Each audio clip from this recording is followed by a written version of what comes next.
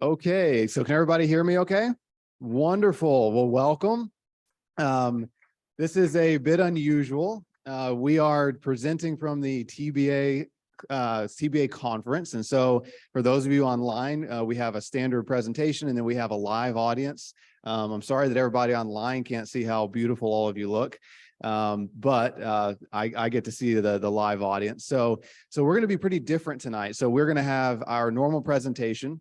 So we're going to do live in the bee yard like we usually do. We're going to have some short abridged monthly tips, and then we're going to have a live panel. And so we have Cameron Jack, who's amazing. He's going to be on our live panel. And then we have Kaymon Reynolds, the YouTube star, and we'll tease him about that in a minute when he gets here. And then myself. And so we'll do a panel from about 7:15 to about 8 o'clock. And so that'll be opportunity for Q&A. And so go ahead and start thinking through your questions, and we'll have several fun things to do during that panel discussion. So fingers crossed. I'd like to thank Tim Elliott. He has worked magic to do a live audience and do a stream and make the audio and the visual work so we can see it on the screens in here and online. So that took a bit of a feat to do, but he pulled it off. So, okay, so we're going to go ahead and get started. So before we go much further, I do want to turn it over to Sherry to talk about our magazine this month. So Sherry, what do you have for us? I've got a big full magazine. I mean, you'd think that as winter's coming, it would kind of like chill out. Hot, that was a funny, right? But it doesn't. There's always so much to talk about. And I'll tell you, James and I, there he is. Look, there he is. We hate we can't be there, but he decided he wanted to have brain surgery last month, and we just had this, couldn't travel quite yet, but he's doing great because he's here to answer questions. The magazine's great. It's full, it's packed. We've got winter feeding, creating a beekeeping business. And I think that you may have had a class today with a little bit of information about that. You were like an all afternoon. Y'all really did something big with a professional workshop today. I hope that went well. I'm sure it did. If you weren't in person for that, those that are online, check out this issue because Blake does talk about making a beekeeping business. So that's good. So Blake, do you want me to go ahead and do spotlight or not quite yet? Yeah, go ahead, Sherry. I'll switch it for you. There you go. Okay, great. All right. So my article snapshot this month is a cold front is coming. What should I do for my bees? Well, this is a little timely because tomorrow we've got a cold front. It's kind of like a coolish front, we'll call it, moving through our area. But if you're in the Northwest, I believe that's what you call it, Midwest, you're really getting it. So we have to prepare. Now, I'm hoping that everybody's stores are right at 30 pounds in their top box. If you're a single deep, I'd like to see that in that as well. So if you're unaware what 30 pounds is, each deep frame, fully capped, should be about 10 pounds, give or take. Okay, so if I've got 3 frames of honey, I should be good to go on through. Entrance reducers in, if you do that. If you don't, that's okay. Bees may take care of that for you. Your screen bottom boards closed in. I know Blake talked about this last month too, and this is kind of one of those topics Lynn got into a few months ago about, do you do close off the bottom boards? Do you or do you not? We do. But it's up to you, and depending on where you are in the state or in the United States, you might want to consider that. Also, if you have a particularly weak hive, this really, if you've got some warm days right now, I would really consider combining it with another hive if you have one. If you don't have one, you might also think about giving it some warmth. We're not big proponents of wrapping hives, especially in Texas, but maybe give it some empty boxes stacked around it. Even cardboard boxes work. Stick a brick in it where it's heavy and won't blow away. But just something to kind of insulate it more by having structure and not insulation itself. Just give it a little bit more warmth because they don't have the population to do so. Don't worry if you left your honey super on, you were one of those that said, I think I can get more. It's still there. That's okay. We'll just call that a bonus for the bees. And on warm days, they can get to it and it'll be a good resource for them if they need it. Didn't get your entrance reducer in, don't worry about that. They'll propolis it if they need it. Let's see, low on honey stores. This is a biggie, and I wrote an article in the December issue you haven't seen yet about that as well. A biggie, and so I bet one or two of you remember Snowmageddon, February of 2021. Resources need to be close to the cluster. As your bees get cold, they're going to cluster, and we want to make sure those resources are close to that. If you are running low, consider thinking about feeding something other than liquid syrup. They're not going to do very well with taking that because they don't like cold syrup. Check out the article, read the details with all of that, and I hope you enjoy it. All of it. And y'all have a great time. We miss you. We love so many of you. Tell everybody we said hi, Blake. We will, Sherry. Thank you so much. And as always, yeah, Sherry does an incredible job with that magazine. So thank you, Sherry. Okay, so we're going to keep rolling here. We have a couple of quick reminders before we jump into the content. You can still pre-order bees. So we have plenty of bees still available, and our 2022 pricing still in effect. So, and as we mentioned in our last webinar, we have that 14-day guarantee now. So a lot of our early dates are full already or filling up quickly, but we still have a few openings in April.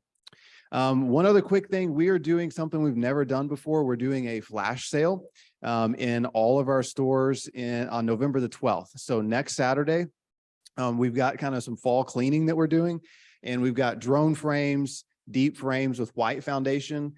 We've got pollen patties, global and Ultra Bee, jars, Apibar. There's a big long list of things that we're doing huge discounts on in store next Saturday. So if you don't have anything to do next Saturday, then by all means come to the stores, and we're having that flash sale.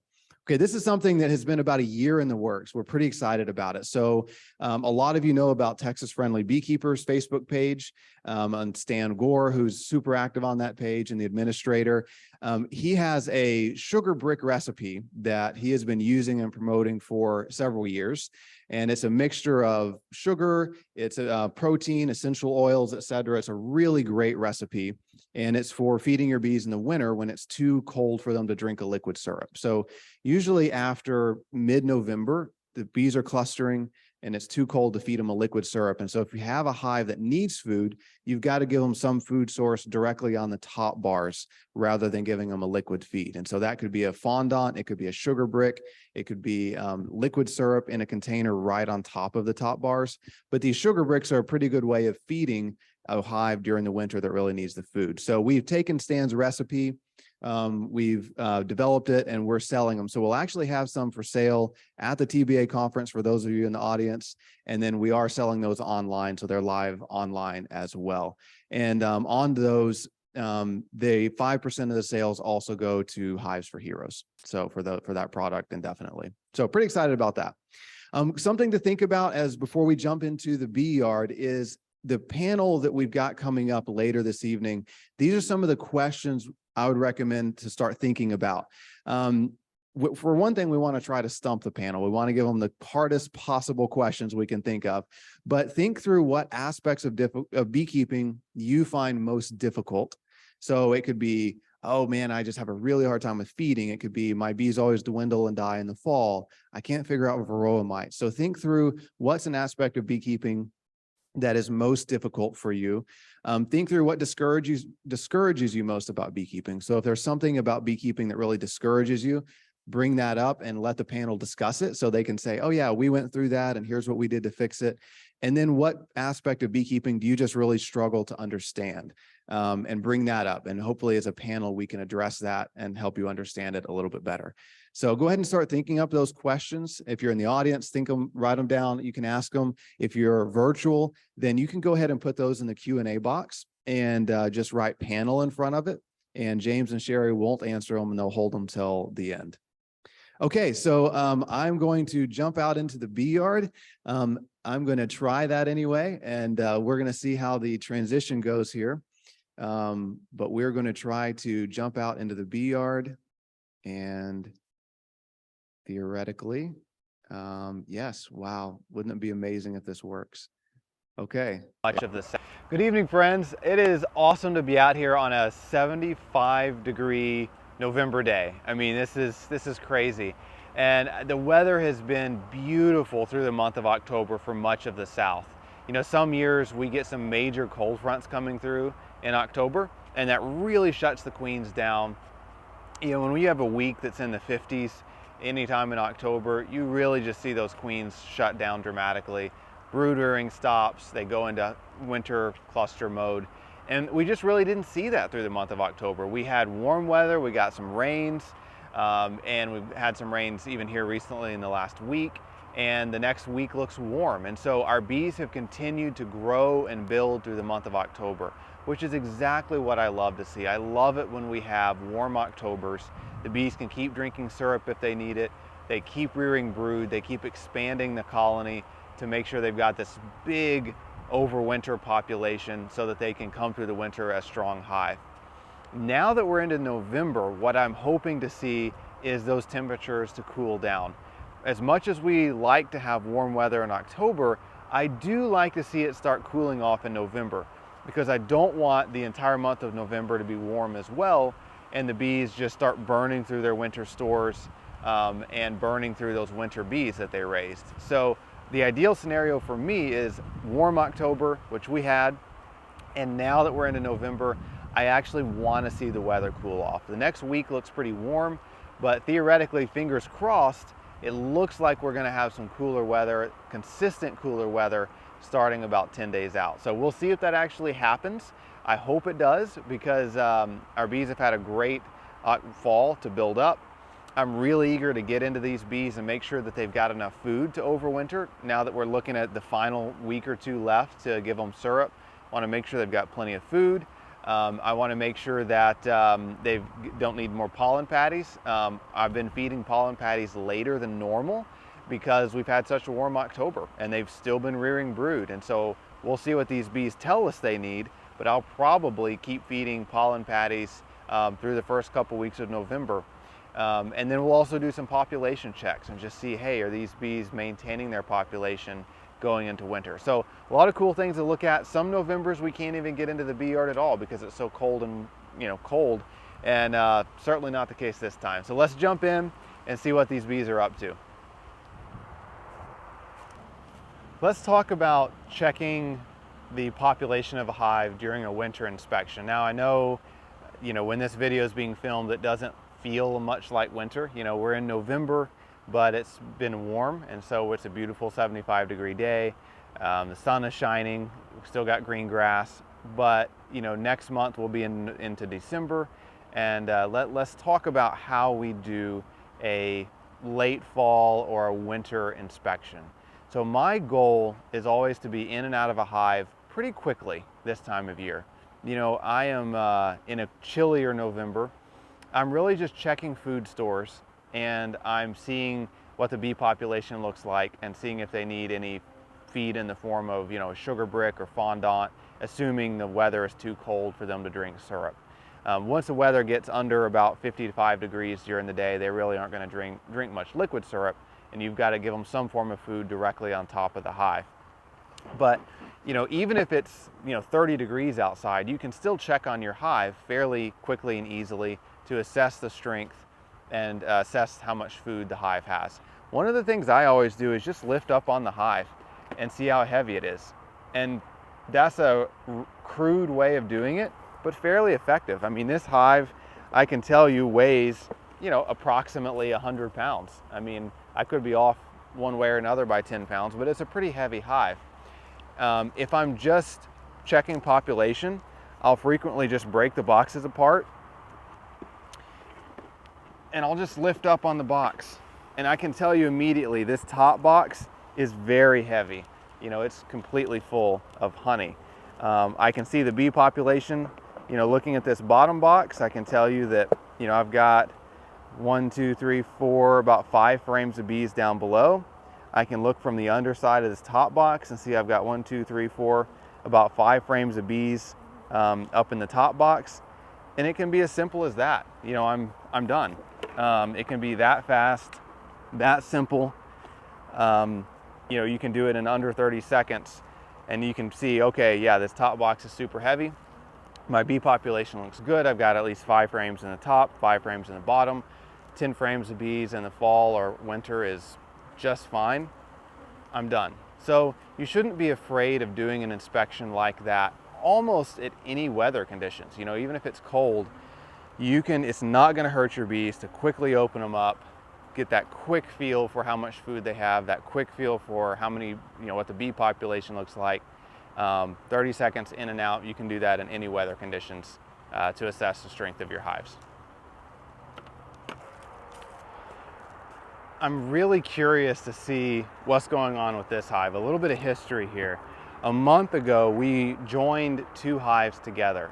So we had one hive that was a double deep, and we took the box that had all the bees, brood, and honey in it, and we put it on top of this other hive that was a deep and a medium full of bees. And so we merged these 2 together. Both hives were on the weaker side. They both had 4 or 5 frames of bees, and so we merged them together, and our thinking was we would come back at some point in the winter, assuming the hive survived, and pull off probably this top box or this bottom box, whichever one didn't have bees and brood in it. And so I'm curious to see one of 2 things, well, 3 things really. I'm curious to see what the bee population is like. So did the merging combine 2 weak hives into 1 good hive? Do we have a laying queen? Because we didn't use a newspaper method, we just stuck these 2 hives together. So let's see if one of the queens was killed and the other one survived. And then I'm also curious to see which boxes the bees ended up in. You know, did they all migrate down? Did they all migrate up? Are we ready to take away one of the boxes? You know, what happened after that, that merger? So looking at the top bars here, I can tell you that there's not a lot of bees up here in the top box. Now, when we merged it, we did have some brood up in this top box. There were a couple frames of brood in that weaker hive that we merged. So let's see. So here's one of those center frames. We have a tiny bit of capped brood, like a couple of cells, but no more brood. We've got honey that the bees have moved up here, or the hive already had, but all that brood has hatched out, and all the bees have moved down in this hive, which is exactly what we wanted to see.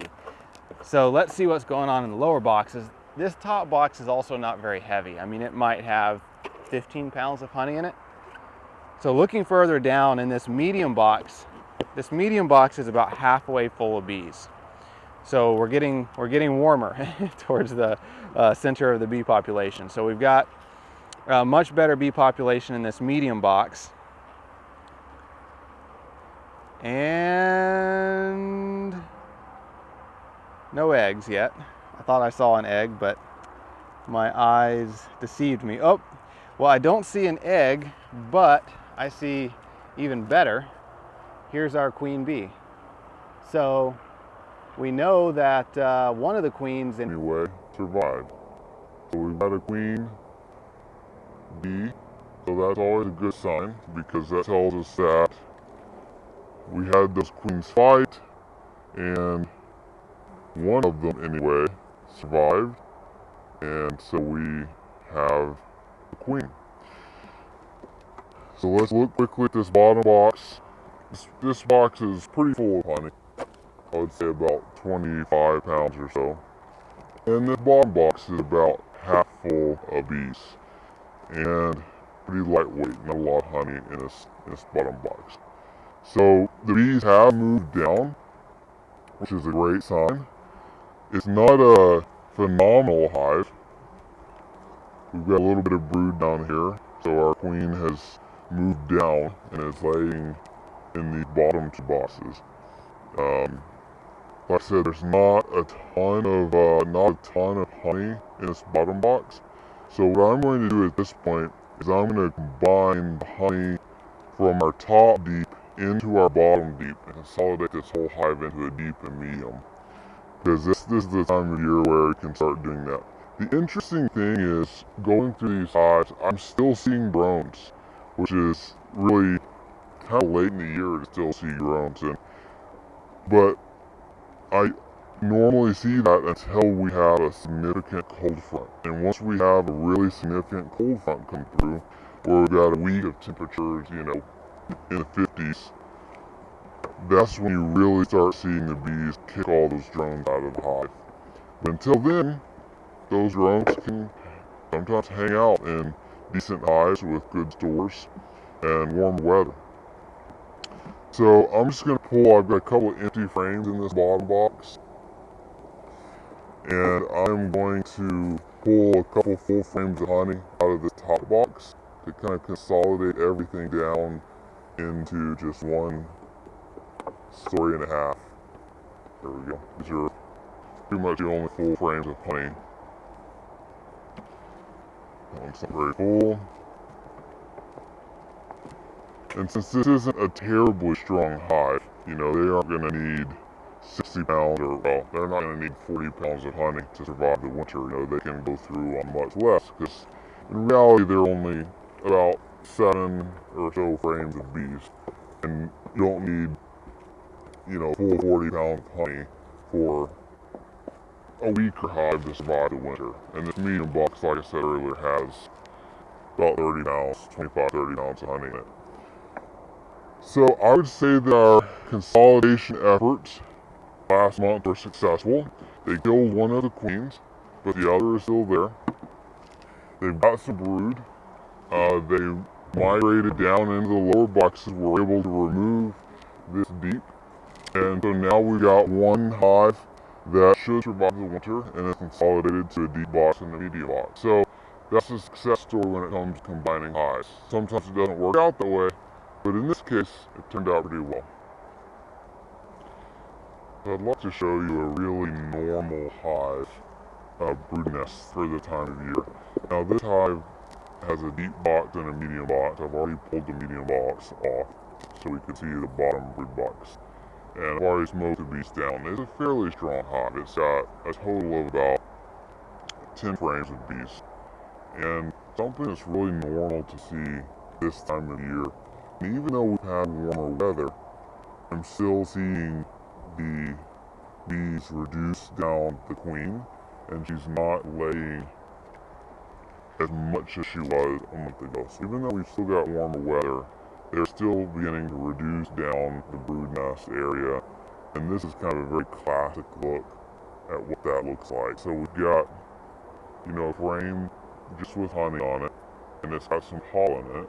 And it's a little hard to see with that lighting. We've got honey around the edges. We've got pollen in the middle. We've still got the bees bring in some pollen, which is always great to see. We've got a couple of frames of brood, but you can see this hive has some cap brood. It still has eggs and larvae. It looks a little bit spotty, which is great to see, but it's also not abnormal to see as the bees begin shutting that queen down for the winter. And then we've got more brood. Again, it's a little hard to see with that lighting, but you've got a fair amount of cap brood, some uncapped brood. We've got essentially 3 frames or so of brood. And look at this, just a beautiful frame of pollen.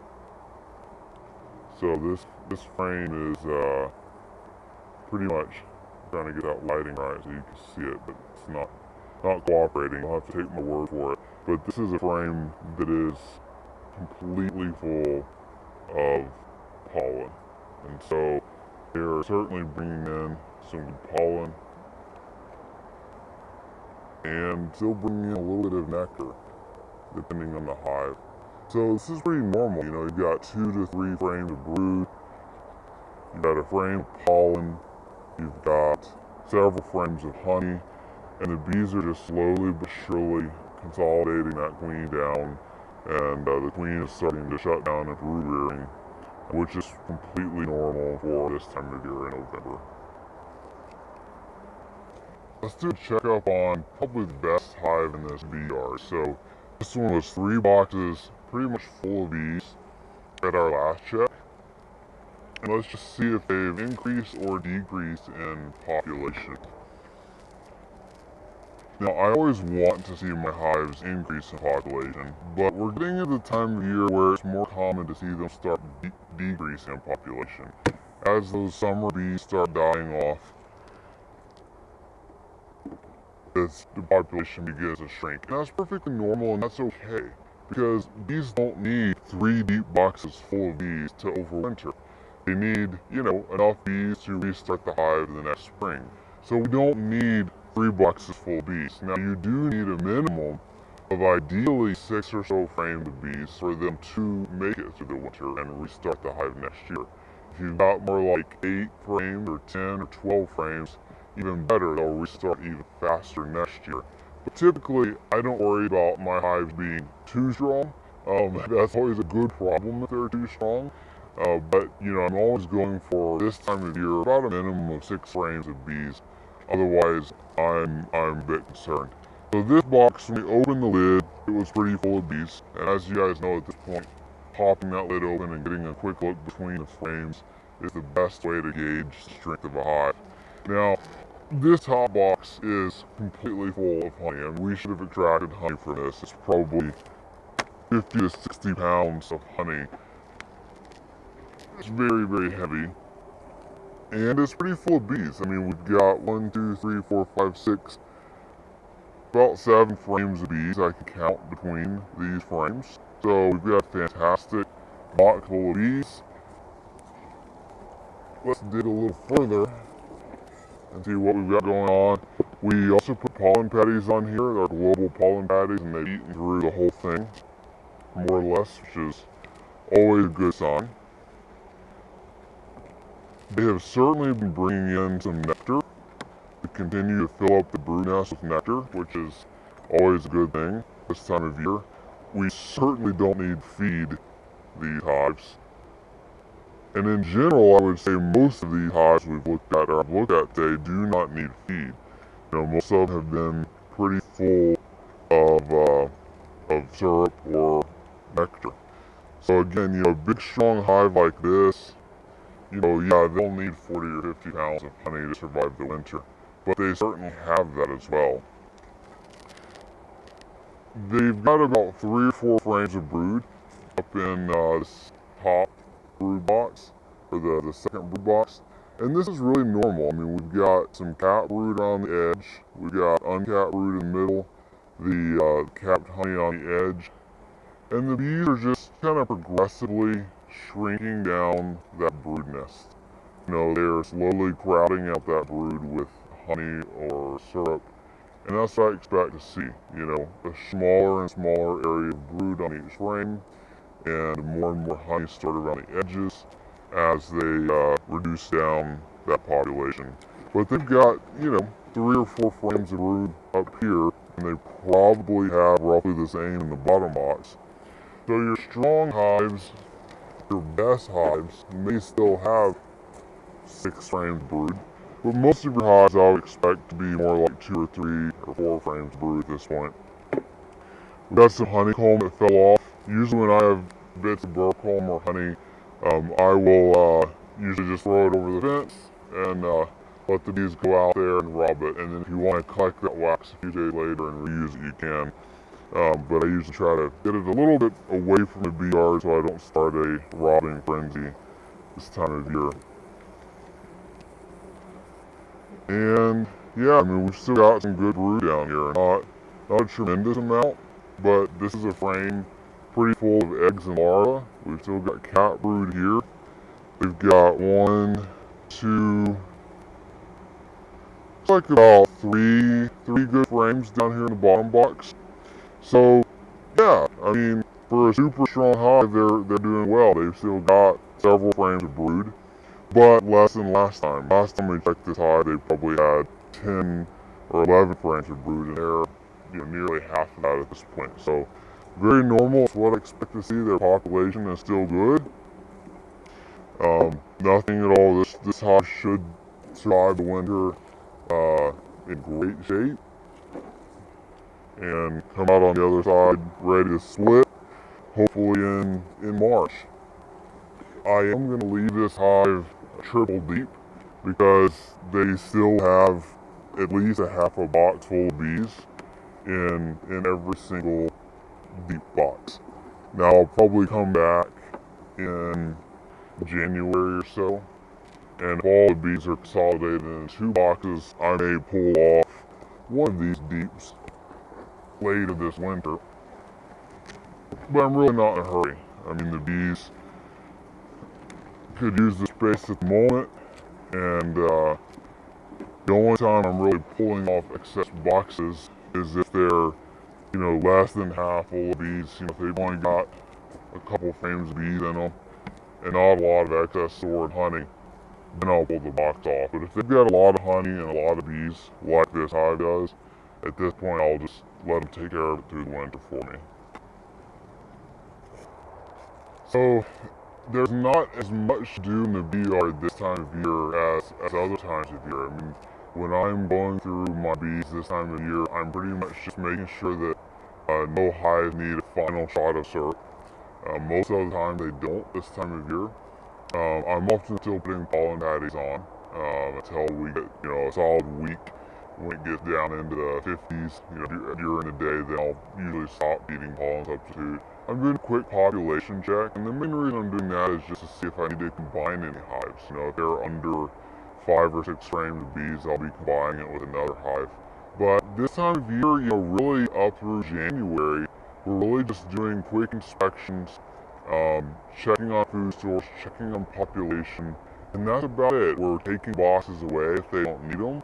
Maybe doing some combines, but our visits to the bee yard get pretty short, pretty fast, because there's not a lot of management left to be done. At this point, it kind of is what it is. They're either going to make it or they're not. There's not as much intervention that you can do as a beekeeper. And so, checking that population, checking on food stores, is the best thing that you can do this time of year. And overall, as I was looking through these bees, they're certainly starting to shut down. Even though we've had that warmer weather, they still are shutting that queen down, reducing the size of the brood nest. So expect to see that in your bees. I would say that this is also one of the most discouraging times of year for beekeepers, because this is when you kind of see who's going to make it through the winter and who isn't. And keep in mind that for commercial beekeepers, the average annual loss rate is about 44% right now. And so we expect to see a lot of bees die and a lot of hives die this time of year. And that's completely normal. We all hate to see it, but don't get discouraged as a beekeeper if you have a 60% loss or a 70% loss. I mean, that's not good, but it happens. It's happened to all of us. So the big thing is that as you have hives die, protect that equipment, because you can quickly split from the hives that do survive and regrow next year, or dump a package or a note into that equipment, and you will get started so much faster next year with that comb already drawn, that equipment already ready to go. And so a lot of the effort your bees put in this year is to get that comb drawn and prepare for another hive next year. So don't get discouraged when you lose bees. It happens to everybody. And if it didn't happen to you, then you're either the most amazing beekeeper on the planet, or you're babying a lot of welfare hives that probably should be shook out and moved on. Last quick comment, the bees can sometimes be a little agitated this time of year. Notice I still have my veil on. You can probably see some bees are flying around it. When we have these warm days in the winter, bees can just be a little agitated. There's not a lot of forage for them, and they can just get a little grouchy. And that's pretty normal when there isn't much of pollen or a nectar flow. But that's about it. I mean, I'm excited to talk to you guys in December. We should be having some cold weather by then, and it'll just be kind of a wait and see game at that point to see who makes it through the winter and who doesn't. I'm usually doing inspections about every month, starting this time of year, checking on the food stores. If you do have a hive that is short on food, sugar bricks or fondant can work really well, putting it right above the brood nest, and we'll talk about that more later tonight. That works well for feeding, and then I'm, like we said earlier, you can do those quick 30-second inspections no matter what the weather is. A lot of people are scared to look at their bees when it's chilly outside, but it's better to look at them quickly and give them food if they need it than to not worry about them or be too worried to open them and they starve to death. A hive will die from starvation a whole lot faster than you cracking it open for 30 seconds. I've worked bees in the snow plenty of times, and as long as you're in and out pretty quickly, they do just fine. So with that, we'll jump back into the rest of the webinar, and we'll see you in the bee yard, weather permitting, in December. Thank you. Let's jump back into our PowerPoint presentation, and we're just going to do a few minutes of Q&A. I'm sorry. I'm trying to do 4 things at once. I'm going to do a couple minutes of monthly tips, and then we're going to jump right to our panel. So if we can all see that, yes, I think everybody can see that. Let me get the one thing going here. Okay, so November tips, and I'm going to sit here and work on one quick thing while we do this, but I can't believe it's November. We are certainly seeing dwindling fall blooms. This is a slide I usually show this was a slide from last year. This is very normal for early November in most of the South. You know, you've got the goldenrod is really wrapping up normally. The broomweed is pretty much wrapped up, but this is really what I'm seeing this year. I'm still seeing a lot of goldenrod blooming. The aster is really still in full swing. Some of the broomweed is still blooming, and it's really blooming quite a bit later than I usually see. So we've got these, because it's been so warm through the month of October, we're really seeing these blooms hang on a bit longer than normal. So I'm really thinking we're going to have a pretty decent fall honey flow really until we get the first major cold front, which looks like it's at least 10 days out or so. I pulled this, these are the temperature outlooks. And this was for October, but as you can see, I mean, through across Texas and much of the South, we were very warm compared to normal. And then this was the next temperature outlook, bringing us to the end of October, and we were still warm. And the one for early November looks the same. So we are significantly above normal for temperature. So, you know, usually November is the complete end of bee season, but we're not really seeing that yet this year. We're still seeing a strong nectar flow, a strong pollen flow in most cases. The warmer weather are causing a slower than normal reduction in brood production. So we're still seeing these strong hives that can have 8 frames of brood. And some of the weaker hives, you know, are down to a couple frames of brood, but the really strong ones still have quite a bit of brood in them. And there's still a fair pollen flow in most settings, and hive growth has not ended. So there are still some hives that are growing and getting a little bit stronger. So pretty unusual. Most hives at this point are just going to maintain in strength, but some are still growing a little bit. So we're seeing this warmth, and we, like I said in the video, it's great to see that in October, but we do want to see that start changing a bit. We want to see the colder weather in November so the bees do start shutting down and they're not out wearing their wings out as they fly through November. So you should see this in your hive. You should see the brood start to dwindle. And like we saw in the video, they're going to start shrinking the brood nest area down to where you have just a little bit of brood in the middle of the frames and a little bit of larva, a little bit of eggs. You should still see eggs in all your hives, but you should see the brood nest you know, shrinking down just a bit. So keep in mind, this is what your bees need for winter. So if you're kind of going through a mental checklist of what your bees need before the cold fronts hit, this is it. They need 30 to 40 pounds of stores in their second brood box. And this is for a strong hive. You know, with a strong hive would be a deep box full of bees or more. The mites need to be under 2 per 100 bees. That's critical. If they're not, this is the perfect time to treat. You know, you can still treat for mites right now when there's not as much brood in the hive, and almost any mite treatment is going to be very, very effective. And then, of course, you need a sufficient bee population. So 5 or 6 plus frames of bees and a healthy laying queen. So those are the things you need to make sure that the hive has the resources it needs to survive the winter. Final fall feedings, remember your goal is that 30 to 40 pound surplus in the second box. If they're not there, you're in the final week to 10 days where you can feed a liquid syrup and they'll actually store it. And if they are under that, give them some syrup while you still can. It is time for those entrance reducers and screen bottom boards to be covered. So if you haven't put the entrance reducers on, now's the time to do that. If you want to cover screen bottom boards, you can do that.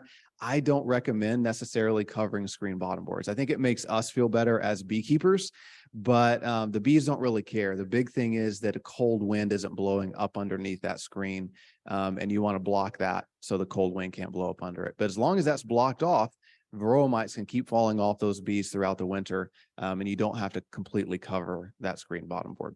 But you can. I know some beekeepers that say, oh, I'm not going to sleep at night if I know that screen isn't covered, and if that's the case, then that is just fine.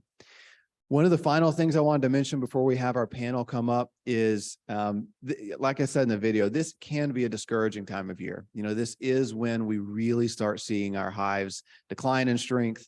We see who is and isn't going to survive the winter. This is a picture I took in one of our bee yards, and every box that is standing up is a dead hive.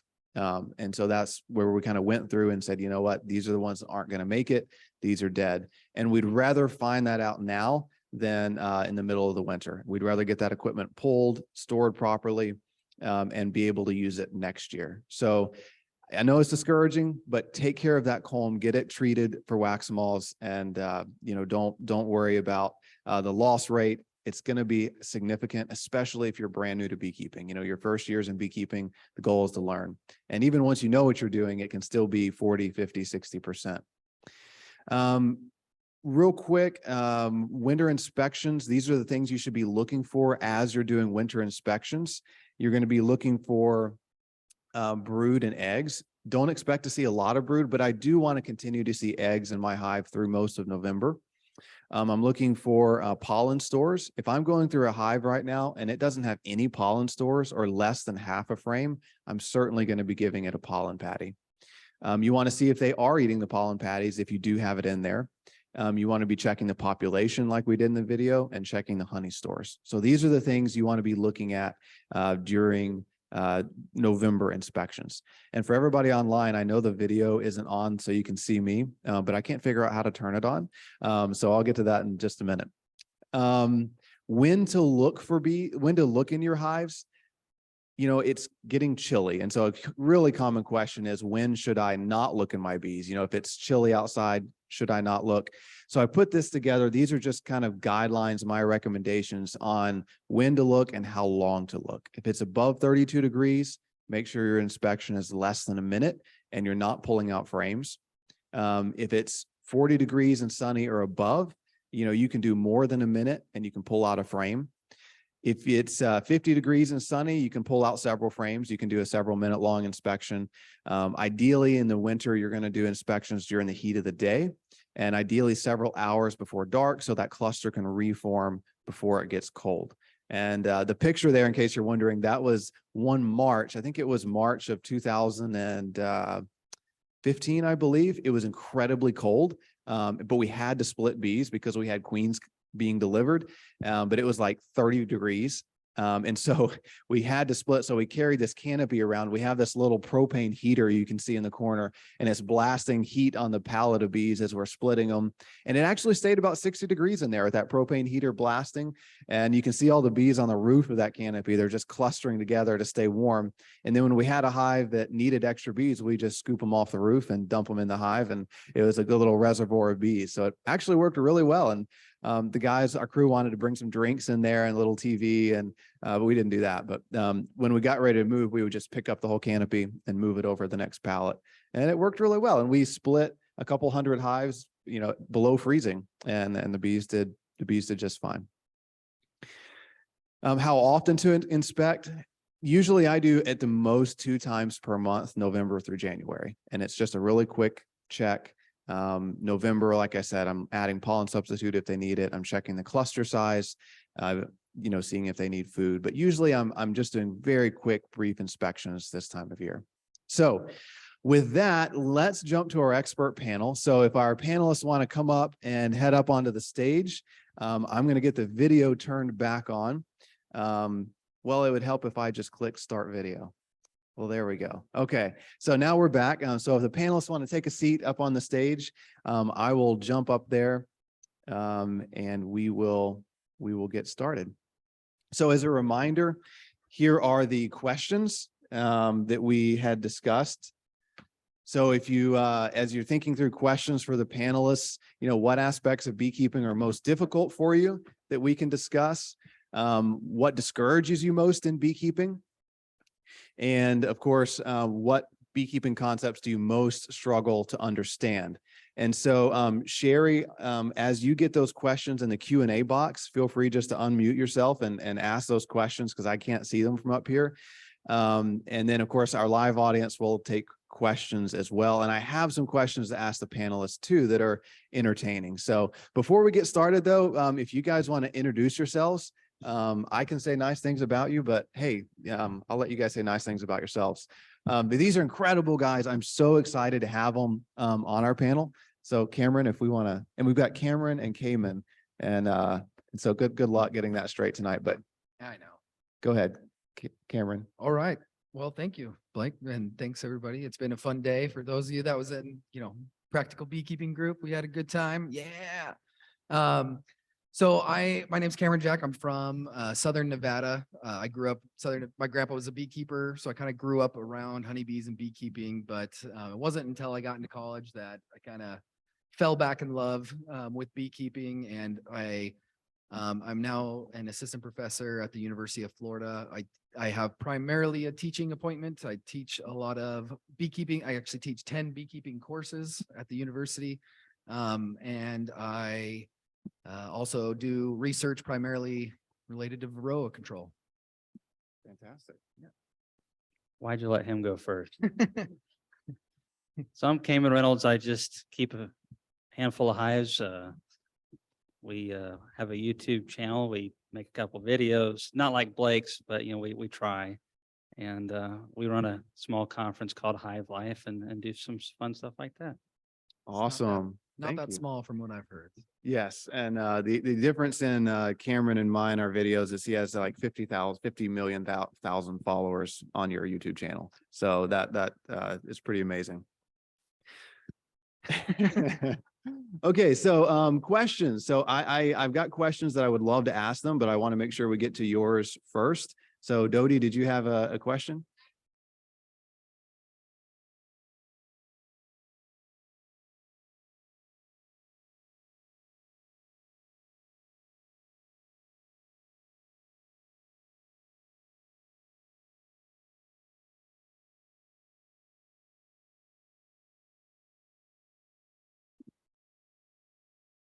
Yeah, great question. And for those of you that couldn't hear, so Dodie had a great question. And I mentioned in the video that I'm looking at my bees in January. And why am I looking at bees in January? Should you be looking at bees in January? And perhaps what are you looking for? And I'm looking usually quickly doing just a quick check on the food reserves, and especially in January as they start growing. Which they often do in the South in January, late January, we get a pollen flow in Southeast Texas. I'm checking food reserves, and that's the primary thing I'm doing. But I'm interested to hear, what are you guys looking for when you're doing winter inspections? What do winter inspections look like for you guys? Either one, go for it. You took it first last time, so it's my turn, I suppose. Yeah. So what we look for in winter typically is bees and lots of them, hopefully. I don't get into mine quite a lot in January because it's still quite cold in Tennessee, but definitely by early February, we're getting into all of them. And depending on the year, there's quite a bit of fluctuation sometimes. If we have an abnormally warm year, we may have maple pollen the first week of February in Tennessee. As soon as that pollen hits, they're brooding up. However, there's been some years where it's been quite a slow, cold period of quite a slow release on that pollen, and we might not get maple till almost the 4th week of February. And so that really determines how busy we get, because whenever that pollen flow hits, we add a pollen patty to smooth out any nutritional gaps, because maybe we get a wonderful pollen flow and then we get some good weather another week later or so, and they can get a little bit of other types of stuff. But sometimes you might not get anything for a few weeks. and then it rains, and then it rains, and then it rains. We get mud for winter in Tennessee. And that's why we have so many rocks there, because God knew if we didn't have that, we'd be up to our waist in mud. And but basically that's what we're doing in February. Yeah. So, I mean, Florida is also unique in the fact that it's January is our 1 month of winter that we have. I mean, it's just January. And so January will be a little bit cold, but really, I mean, we'll still probably get in our bees because I mean, our cold temperatures are probably going to be around maybe the highs of the mid 50s, right? Like that's our winter. So Who invited this I know. guy? So it's really great. I mean, it's really great for 1 month of a year. And then the rest of the time is the swamp. So, so usually what I'm looking for, because we know that you mentioned maple. I mean, maple's going to be our big early spring flow, and that's going to be about mid-January. So what we're doing, we're checking to see if there's any brood, you know, and they usually don't go completely broodless in the winter. So I kind of want to just gauge, you know, are they building up at all? You know, are they and basically just looking at the state. I mean, if you're in my group today, we talked a lot about monitoring. I actually usually monitor Varroa in January because we go quick. I mean, we got to go quick. We don't want to chill them, but we also want to know because our first flows are going to happen really early in the season. So Blake, you're running bees for pollination and selling large quantities of bees and all kinds of different things. So I have different needs with my operation. We do sell nucleus colonies, but we focus quite heavily on honey and other things. And I run carnies specifically because if I run some of the aggressive southern, like Georgia Italians, they'll brood in December, sometimes January in a mild year. And it's very hard for me to kill all of my mites. So we've transitioned over to carnies actually, so it's easier for us to kill mites. Most commercial guys, I imagine, run Italians though. You know, I'd say it's a blend. I mean, we run a Carney Italian hybrid, and that's really common because we want the ability to brood up quickly that comes, you know, with the Italians. We want that for our almond pollination, and we need our brood to spike at certain times of the year, but we want more of that hardiness and resistance that often comes with the carnies. And so we run a hybrid. And so most commercial guys that I know really run a mutt. You know, it's a combination of the best bees in their bee yard and their buddies' best bees. But an Italian carney mutt is my favorite bee. Yeah. So cool. Sherry, what questions do we have online? I know we've got quite a few queued up there. We do. We've got several. The first one is why are queens dying in the fall and in the spring? These are young queens. So do one of you guys want to take queen longevity Dang it. and what's going on? Cameron wants that Yeah, one. I love that question. Yeah, it's a great question. I mean, truly, queens are fickle. I mean, and this is one of the greatest challenges, I think, in beekeeping right now. If we boiled it down to the top three, it comes down to Varroa, nutrition, queens. And, you know, so why are they dying in the spring? They're young queens. You know, I'm not sure. There's so many potential potential stressors on these bees. And, you know, as I've seen a lot in my life is the queens get blamed a lot for what's going on in that colony. And so, you know, if the mite levels are really high and the bees are stressed out, they can kill their queen. If they're, you know, if they're been trucked around for any kind of nectar flows, you know, anything, sometimes they take it out on the queen.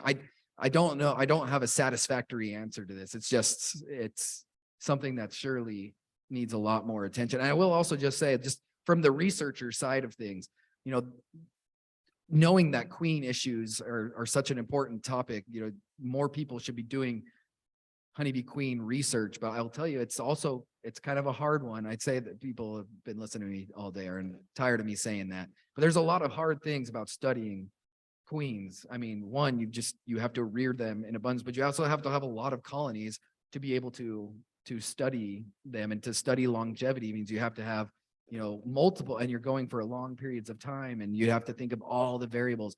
Basically, you know, laboratory work is easy.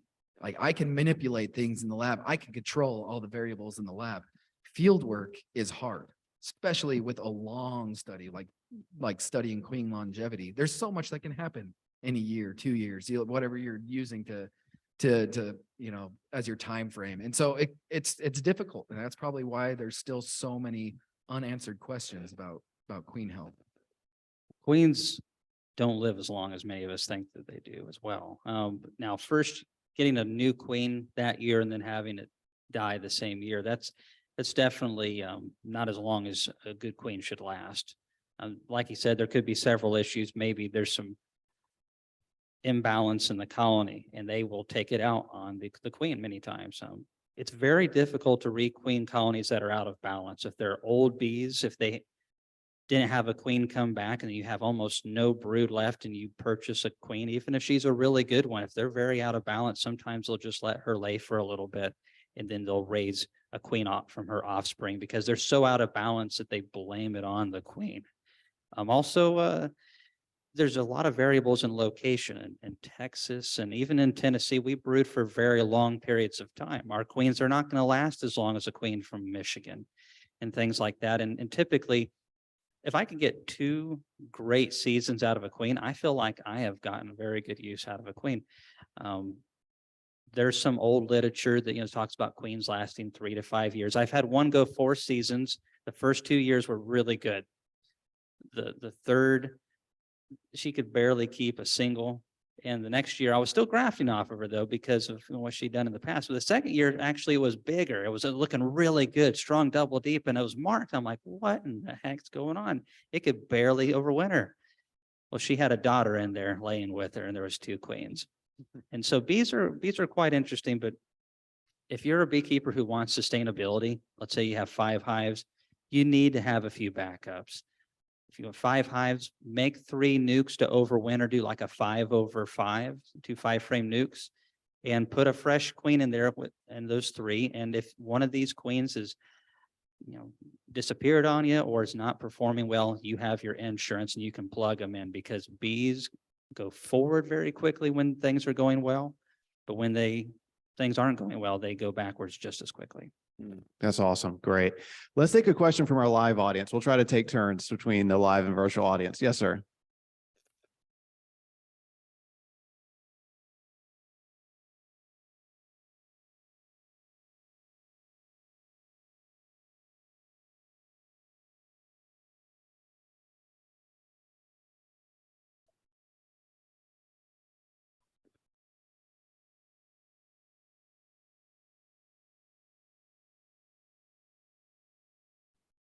Great question. So the question was, he tends to lose a couple hives every single year, despite his best efforts to wax moths. And so how do you deal with wax moths in a living hive? And then what is the best recommendation, or at what temperature do you not have to worry about wax moths in your stored equipment, or perhaps in a live hive as well? So I'll answer I'll give my 2 cents on the first one, which is how to keep wax moths out of living hives. And the only thing you can really do, there's no treatment that you can put in a living hive that will deter wax moths. You can. There's actually things you can put in there that will kill 100% of wax moths, but it'll kill 100% of the bees too. So you don't want to do that. But if keeping a strong hive and making sure that they don't have too much space is all you can really do to keep wax moths out of a living hive. So a hive that is filling up most of their space should be able to defend against wax moths. So if you've got, a single story hive and then you've got another deep box on top of it and there's almost no bees in that second box, they can't defend that second box. And so wax moths will get a foothold. So I would work on space management. And if you've got a hive that can't even fill up one deep box, if they're maybe only a third of a deep box full, then it's time to transfer that into a 5-frame nook or combine it with another hive. And that's all you can really do to keep wax moths out of a living hive. So I'll let you guys add to that or talk about the temperature. Keep a bunch of bees in there and you don't have to worry about them. And then store your equipment with either paramoth. They've got the new product. They re-released it, Surtan, but I'm not certain how well it works. That was a joke. It's a BT. Yeah. Well, laugh then. Come on. I was laughing quietly in my head, but yeah. So I mean, just echo what and you know this, right? I mean, the enemy or the wax moths thrive when there's space. And so sometimes that means you just got to break them down into a nuke. If they're going to fill that whole space, I mean, that's the key. So to your other question, your point of, what temperature would I not expect them to come? I don't really know the answer to that. That's a good question. I mean, wax moths are pretty hardy, actually. As a moth, they fly. They'll fly at even when it's fairly cold, and they're not going to fly when it's like really blustery weather, but even when it's kind of cold, they'll still be able to get in there. So I'm not sure about the weather necessarily or the temperature, but goes back to that basic point of you just fill that space, they won't come. It's like the opposite of Field of Dreams. If you fill the space, they won't come.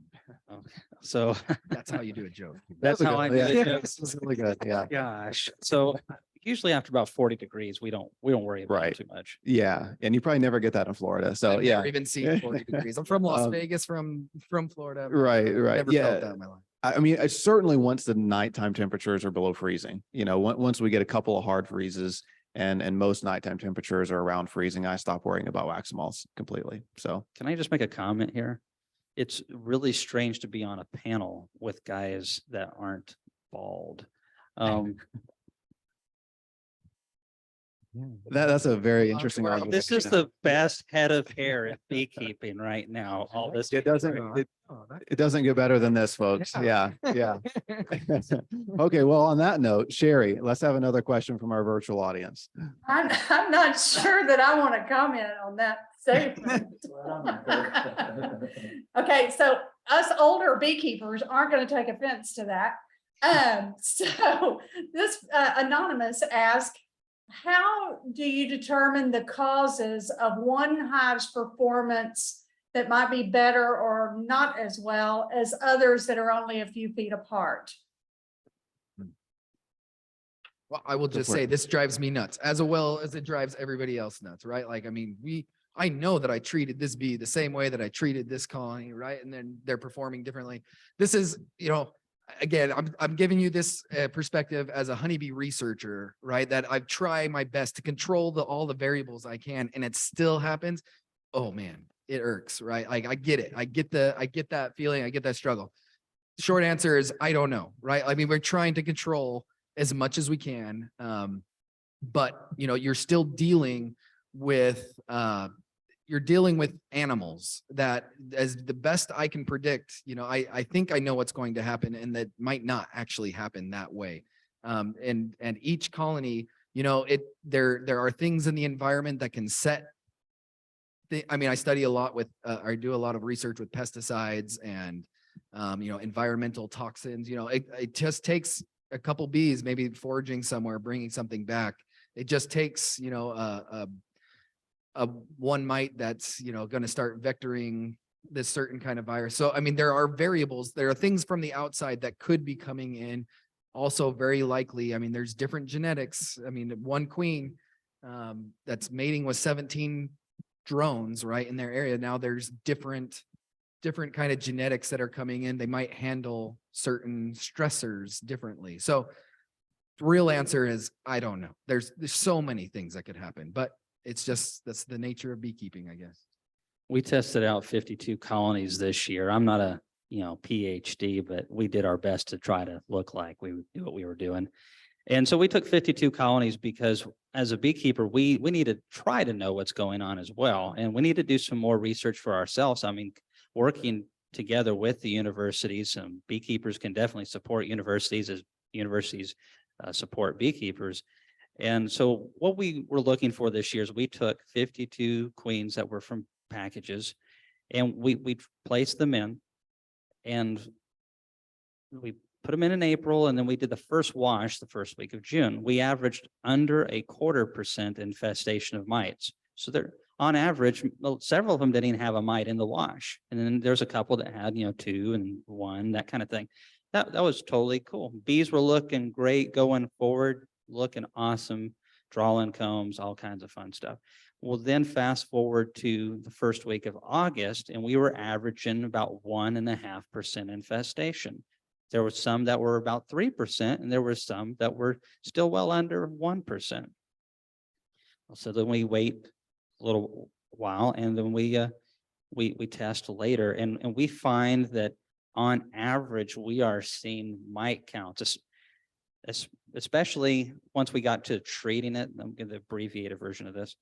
The control group, which did not receive any treatments, they were averaging around 80 mites per wash. It was extremely high, and they were just factories. And then there were some that we treated, and it reduced them really good. There's different categories, and I'll have this information on my YouTube channel. But what we found is within each category, 4 groups of 13, you would have some that had low mite counts, and then you had some that had a plethora of mites. It'd be like 3 mites, 5, 4, 28. And we don't know exactly why that is. Did they go and rob a colony out at another bee yard, or in a tree somewhere that collapsed from mites and had 2,000 or 3,000 mites in it, and they robbed the honey out of it and collected them? We don't know, but these factors are important. One of the reasons why I'm a big proponent of washing all of my own colonies sometime in early September, no later or no earlier for us than late August, is we can find the outliers. We will treat in August with something, and then we will come back and wash them, and we will find the ones that still have those high mite counts. Because if we don't, if they collapse and drop 5,000 mites and get robbed out by the rest of the bees in that yard, we've reinfected our entire operation, or at least that yard. Yeah, those are great. Yeah, couldn't agree more. And I mean, I relate, it's so frustrating. It's so annoying, and that's why we have more than one hive, right? Because we can then compare and understand what is good and what is bad, and having multiple hives helps with that. So, okay, live audience, what's the question we have here? Chris. I have a complicated question, and this might be more for Cameron because it's scientific and genetics. So it's too hard for us too, is what you're saying. Not Yeah. necessarily. Okay. It's kind of related to what y'all are talking about as far as the genetics and mites. But before I got into beekeeping, I was into raising dogs, where we looked at a whole plethora of different traits, performance, their looks, their colors, hip dysplasia. We have the same issue with bees. So varroa resistance is one that's really popular to look at scientifically, but it's certainly not the only genetic trait. In fact, y'all mentioned brood up speed or shutdown speed, temperament. How do you do research so that you can look at one area without totally ignoring all of the other traits that are important to us? Yeah, and this is super tricky, and it's tricky with an animal that mates in the air away from your control, right? I mean, so think about, I put 2 horses in a pen. I know exactly who they mate with the queen, that's a virgin that's flying out and mating with 17 drones. I mean, those, you get just a crazy mixture of genetics, and the only way you can really control that is through instrumental insemination, right? So to your point of how are you selecting for, I guess, let me clarify, is your question like, how are we selecting for multiple traits, or how are we, simultaneously, how are we simultaneously selecting for these traits? I mean, it's not easy, right? What you have to do is you're going to probably, in my opinion, what a lot of queen breeders do is they're going to choose one at a time that they're going to focus on as maybe as a, non-negotiable. Maybe that's a way to put it. This is my non-negotiable trait. I want varroa resistance, and I'm going to look for varroa resistance, and I'm going to select off of this one. And now from this pool, I have this pool now of all these bees that are showing good varroa resistance. Now I'm going to select from those that are also gentle. And so, but I mean, these kind of things take time, and you could potentially lose those traits as you're focusing on other things. And Yep. And Chris was saying, then dog breeding, you lose those traits sometimes as you focus. I'm sorry, I've got to repeat it for the audio, but sometimes you lose some of those traits as you're trying to breed for one dominant trait. Mm-hmm. Yeah. And thus the previous question of the variation that we see, in those hives sometimes, because I love your point. I mean, they're mating with tons of different drones, and in a sense, well, truly no one queen is mating with the same drone, and a wide variety. And so, yeah, you have this ridiculous variations. So yeah, that's great. We have like a VSH back in the day when I tried them several years ago. The mites did build up slower in them, but they didn't produce as much honey for me, and they were Right. definitely not as productive. Yes. Yeah. You're often trading one for the other. Yeah. It's very, very tough. Okay, Sherry, let's jump to one of the virtual questions. Okay, we have a question from Mitchell. How do you create enough spring splits to cover the winter losses? Buying new hives is expensive. This has been my challenge. That's hard. That's really tough. Go for it, Blake. Yeah. I mean, with those loss rates, right? I mean, you're looking at those 44% loss rates, those 60%, 70%. And we talk about all the time that, you can raise bees or you can make honey, right? I mean, you can raise, make a ton of splits, but then you're often sacrificing your honey crop. And so it could be really tough. And you can get past the point of no return at 40 to 50%, as long as the remaining 50 to 60% are really strong, you can split them in half and still make a honey crop and be okay. Once you start getting up to that 60 to 70% loss, it's just not sustainable. You can't recoup your previous numbers and can especially continue to grow. So, so the trick is keep your numbers at that 50% or below. Once you get over that 50%, it gets really, really tough. So stay under 50%. Or make sure that if you go up to that 60%, that they're just incredibly strong. So focus on bee health, focus on making sure the bees you do have are exceptionally strong. And then you can rebound. But there is a point at which you do have to buy bees. And even commercial beekeepers, sometimes we hit that point. We heard from some presentations today where a gentleman lost 80% of his hives one year. And that was a year he had to go buy some bees. So it does happen to all of us.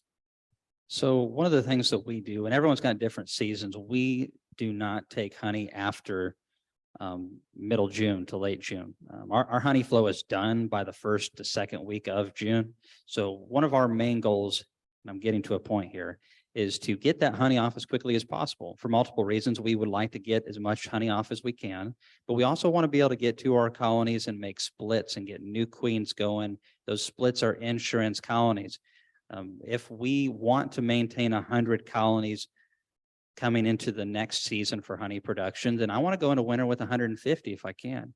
Well, some people don't want to have that much extra, but as a business, you want to have that insurance. And, if we have too many bees, gosh darn it, you can sell those things. And what we'll do is we'll make two splits off of each one of our colonies. Let's say we have 100 double deep colonies. Well, let's go into those suckers and we could just buy some queen cells or buy some queens or raise our own like we like to do. And we could just cut all those in half, but I don't want 200. Let's say I don't want that many. Maybe you just want to have an extra 30 or whatever the number is, but make those splits and prepare yourself for losses because it's going to happen. And what I like to do is, even if you don't want to devote a lot of resources for whatever reason, want to keep your main colony strong, you can still take 2 good frames of brood, a couple frames of food, and a shake of bees or so, just to make sure, because whenever you make these splits in summer, you have small hive beetles. So you need manpower, or girl power, I guess I should say. And you throw those in there and you get your queen going and you feed them and you baby them throughout the rest of your season. And with a fresh, good queen, and also you kill those mites while you're at it, because, that's like my favorite pastime. And if you can do all those things, great queens, dead mites, and good nutrition, that is our goal. And we'll run into winter with those nucleus colonies. And this happens every March and late February, we'll go in, we'll find a colony that the queen's running out of gas. Maybe they need a pick-me-up. They didn't go into winter strong enough, and so they're really weak. We'll combine one of these nukes that will overwinter, and we'll be just fine. But you don't want to run those bees into winter with a 4-frame nuke of bees. You'd really like to, like if it's October, you want to have like 6 to 8 frames of bees at the minimum. So I usually like a 5/5. And then when they condense down, you'll lose all those older bees that you will lose going into winter, because you only retain those winter bees. You'll end up with about 4 frames. So I like to go in with about 7, 8 frames of bees. And that's just your insurance. Plan for losses, plan for losses. And if you have a really good year and you don't have any, I guarantee you'll be able to sell those nukes, those early nukes for a premium. Yeah, love it. So good. Okay, any other questions from our live audience? Oh, we're right back here. If you can hold on just 1 second, they're bringing a mic so all the people online can hear your voice. Thank you. When you were showing the inspection of your hives, you had the boxes turned up sideways of those that you were pulling. What do you do with those frames? Because they have nectar in them, they have pollen in them. How are you storing those? You talked about the sertane. Can you spray that and then still use that open nectar? Or, I mean, what do you do with that? That's a great question. So yeah, so in the video, I had a dead out hive, a hive that I had a hive that didn't need a third box. And so I was pulling that third box off and was going to store it for the winter. And it still had some nectar in it, some pollen in it, et cetera. I don't know if you can spray it with sertane. I'm not certain if you can. So I took it there from you. How come he got the see how I laughs did out of his? that? That's what I want to Yeah. know. You just weren't ready for it. It was too clever. You too clever. primed them for us. So I don't actually know. Now I have used wax moth crystals. I don't know if you're supposed to, but I have, and I haven't seen any adverse effects on the bees. So I have taken those boxes that do have some honey stored in them. I've made sure the crystals didn't come in direct contact with the honey. And of course, I'm not going to use it for human consumption, but I've stacked those up. I put wax moth crystals in. I just let it air out for 3 or 4 extra days in the spring, and then put it back on the hive, and they didn't seem to miss a beat. So I would take it and store it in wax moth crystals. Ideal would be in a freezer. That's the best way, but who has that much freezer space, right? So if you have the freezer University of space, Florida. what's that? The University of Florida has Yeah, a University of giant Florida. walk-in Your So- tax dollars at work. yeah, So take your supers to the University of Florida. that's what I'm trying to say. So my best recommendation would be using the wax moth crystals to store that, just like you would your other supers. But what do you guys, can you use the sertane or any other recommendations for storing nectar or honey over the winter? The joke's been used enough. I know. I can't use it now. I'm just totally following. So, I actually don't know a lot about sertane. I will say from what I know about wax moth crystals is that the reason that they are allowed to be used and the difference between wax moth crystals and moth balls is that one is very lipophilic, which means it loves wax, and one breaks down. So we don't use moth balls in honeybee colonies, right? Because it stays in the wax. Now, wax moth crystals are water soluble. I mean, they're volatile. So if you had them with stored honey, I'm guessing that they probably do go into that nectar. But it's all about the amount. So it's, I'd be nervous to feed my bees a lot, but you've done it before and your bees didn't die. So you could take that. I mean, I did have an 80% loss rate that year, but I didn't think it was No, related. So no, I'm kidding. I'm kidding. So use with caution. Well, the sertan is a BT, so it's a bacteria, and it's allowed to be used because it does not damage honeybee larvae. Because if it did, and you sprayed it, I'd be certain that you would notice it affecting the larvae in the colony. Yeah, that was okay. So the other suggestion would just be to leave that on top of a really strong hive until we start getting nights below freezing. So you could take that box, you could put it on top of a really strong, healthy hive and let them take care of it until we get nights consistently below freezing. And then you could just pull that box off and store it in your garage, and the wax moths won't bother it once you get below freezing. That'd be probably the best route. So, okay, virtual question, Sherry, what do we have?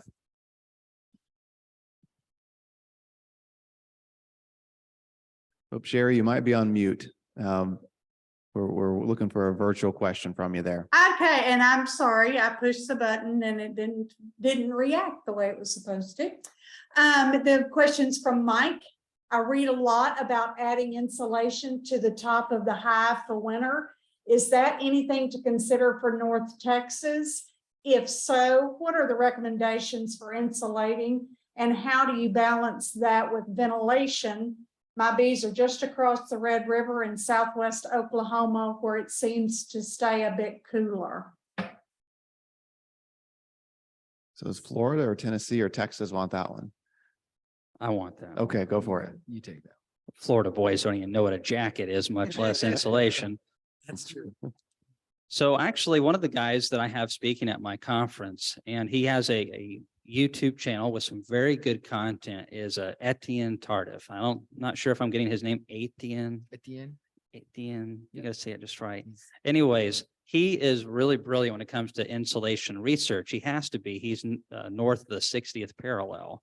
So that's in the Canadian part of Yukon. So darn stinking cold, -50s happen once or twice a year, and -40s are very common. So, you know, obviously, maybe you shouldn't listen to this guy. His intelligence might not be that good. He lives that far north. However, seriously, he's got some brilliant information on, he'll put sensors in the hive, humidity sensors, you know, thermal cameras, all kinds of stuff. And he will tell you, and he's got all the data to back it up, and he really presents it in a more nuts and bolts manner than some of the guys like Cameron present. And you will find that instead of taking 120 pounds on average to go through their extremely long winters that are just about 8 months, they can overwinter on about 60 pounds. So half the amount of feed. It can reduce your feed, and there's some advantages to it, but is it worth dropping $300 for a fully insulated hive? Do you want to use some foam board? Is it necessary? No, I'm in Tennessee, in the northern part of Tennessee. I've overwintered for decades without any insulation. I don't even use upper entrances on my hives. Everyone in my area tells me I'm killing my bees, and my pollen patties kill my bees, and I treat too much. And I found out pretty quickly, the more I strayed away from doing it the way that you're supposed to, the better my bees did. So when you're named Kaymon, you just can't be normal, I suppose. Suppose not. Good answer. Thank you. Live audience question. Do we have any questions from the live audience? Oh, right here in the middle.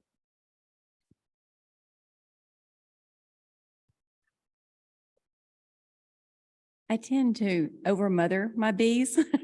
Do y'all know of any thermometer or anything that you can read the temperature of the bees or the beehive about 120 yards from like a structure?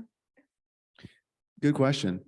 And so Cameron, I don't, so I've got a comment, but do you have a suggestion?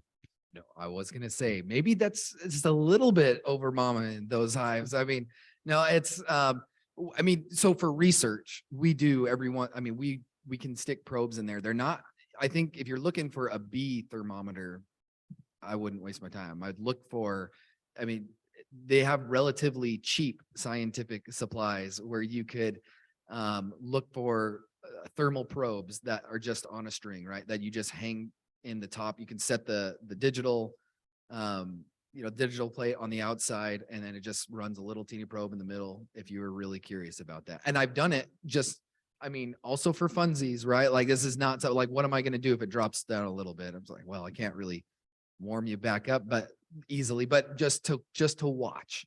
And it's so cool to see how steady that they can keep those colonies. I mean, it's really, really awesome. It just makes you love your bees even more. So if that's what you need as your mama beekeeper needs to do that, then that's great. Yeah.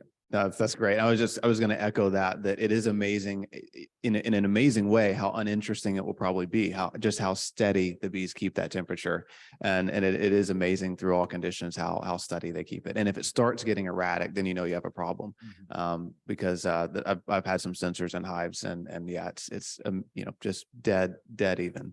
But I've played around a little bit. You can get like weather stations, like the weather stations you can have in your house and the probe is outside. Some of those work pretty well if you want to do remote monitoring too. So yeah, Sherry, can you give us another virtual question? We've just got a few minutes left, so we'll see if we can burn Okay. questions quickly. Sure. All right. I've heard it said to each other, you're either growing a hive or growing honey. How many splits can you do to a double deep hive going into spring and still make a little honey for yourself? Yeah, go for it.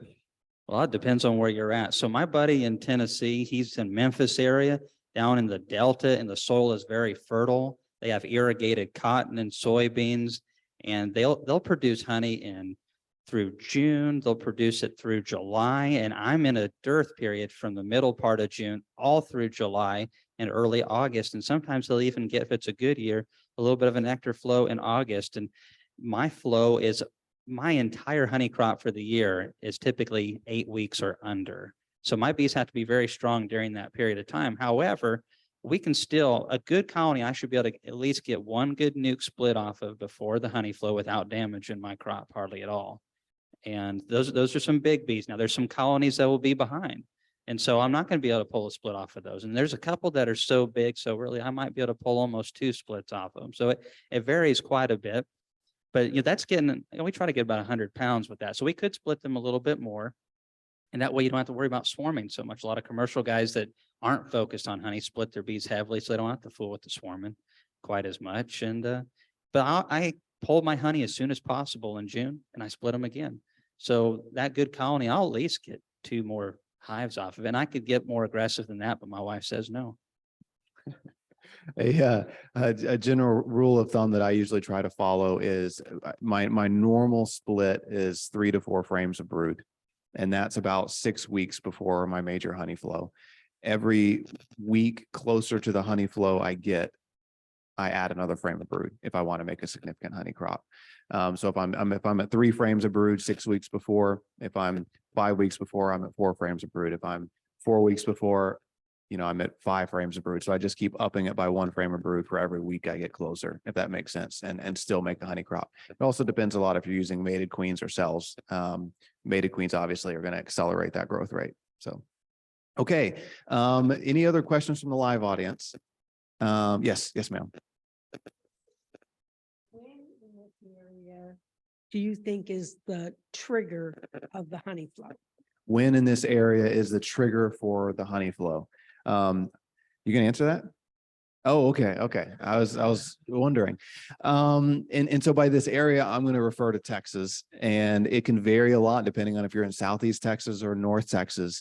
But in general, in most of Texas, the 1st or 2nd week of May is pretty consistently when the major honey flow starts. The exception of that is like the San Antonio, Austin area, and it's significantly earlier. In that area, it's when the bee brush and the wahias start blooming, which can be, mid-April, early to mid-April.